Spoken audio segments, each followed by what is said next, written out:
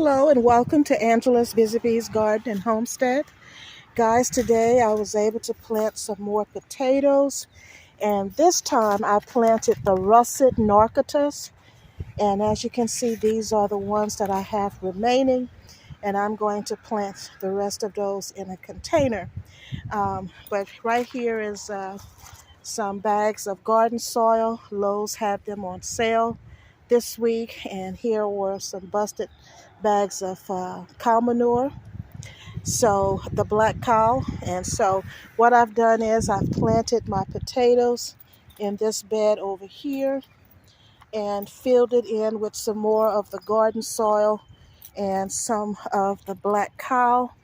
And this time I used bone meal in the hole with the potatoes. And also in this bed I have oregano and thyme, which are companion plants for potatoes.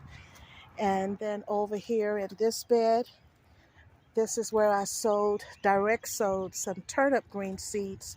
These are the 7 tops, and I didn't realize how heavy-handed I was, but what I will do to help thin it out is as the larger ones grow, I'll just pull them out, leaving behind the others so that they'll have sufficient space to grow.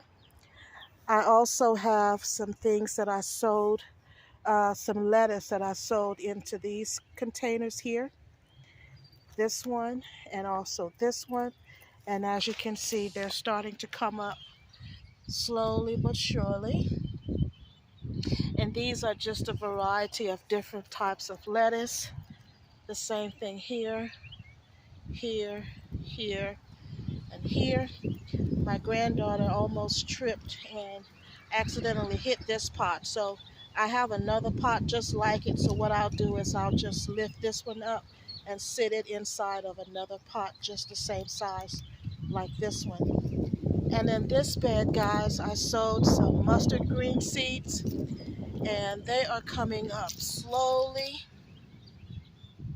There's a few more over here, and I see a few right over here. So hopefully in the next couple of weeks you'll be able to see it a little bit better.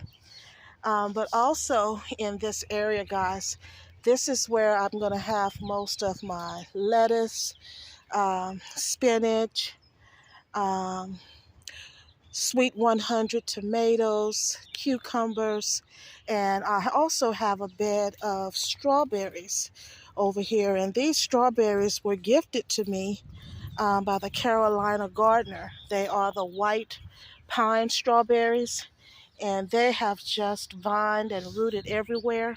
And I need to come in here and thin them out. But these are the only strawberries, as a matter of fact, that I have left. And as you can see, they've even vined on the other side of this fence. Last year, the ones that were on the outside of the bed, I was able to dig up and share and sell some at the farmers market. Um, but they're really doing really well. Really grateful to the Carolina gardener for these strawberries. And these containers here that you see that I haven't done anything with just yet, this is where my cherry 100s will go, and also my cucumbers.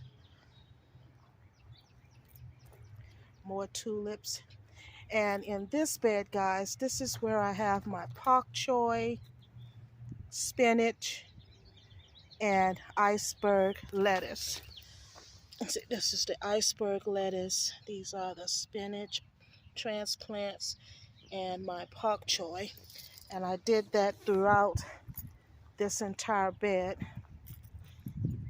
I'm thinking what I'm going to do with the extra soil that I have on hand is to begin filling each of the cells of the cinder blocks with soil, and then that way I can grow additional food. Because if I don't do that, grass grows in it or comes from under the ground out, so I might as well use it as growing space. But this is my area where I'm growing a lot of things that does not tolerate a lot of heat. like the lettuce and the pak choi. Because I have this peach tree here, once it's all leafed out, it provides a significant amount of shade. So I thought that this would be a good area to grow my mustard greens and turnip greens and also strawberries. I find that with the strawberries, unless you are watering every day, they can't take the extreme heat of the summer. So this was a good location for it because the strawberries that I've had in every other location, they have all died except for the ones in this area.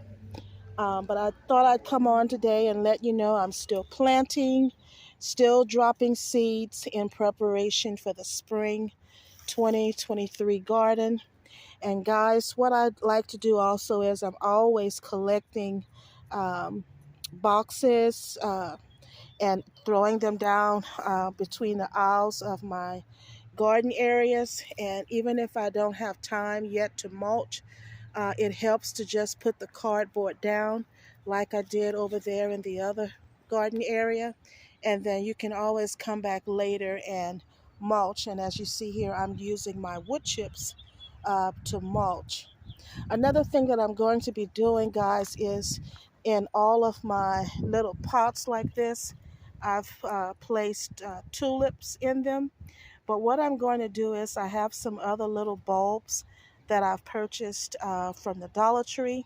I'm just going to slip those in because after the tulips have blossomed, they're going to fade away. But then those other new bulbs that I've planted, they will be coming and blooming in the summer. And then that way, this can always be a pot that the tulips will continue to come back year after year. And I may have to just always just add annuals to it, or if I can find some other bulbs that are perennials.